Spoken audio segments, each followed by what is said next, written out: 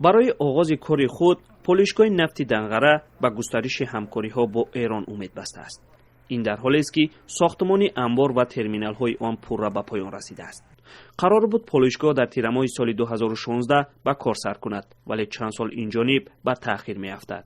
سبب به کار ندارمدنش نرسیدن اشیاء خام بود.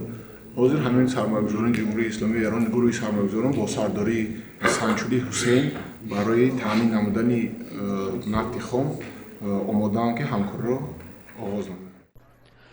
پالایشگاه در صورت به کار درآمدن قادر است از 300 تا 500 هزار تن نفت را در یک سال کارکرد کند. آنگاه به گفته کارشناسان نیاز تاجیکستان به مواد نفتی برآورده و نرخ آن به مراتب پایان خواهد آمد. اینقدر مقصد جای کاری زیاد نشود. جای کاری زیاد نشود. پرداخت اندازها با بودجه دولت وارد نشود. هرچند در گذشته یکی از سبب‌های تأخیر در کار پالایشگاه نفت دنقره به درماندن 12 میلیون دلار شرکت چینی سرمایه‌گذاران این طرح در بانک مشکلداری اگروینوستبانک بود. اکنون مشکل تنها دریافت مواد خام است.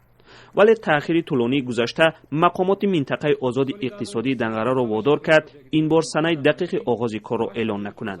آنها فقط همین را گفتند که راهبریت کارخانه نو عوض شده، تلاش است استحصال فرآورده‌های نفتی به زودی سر شود.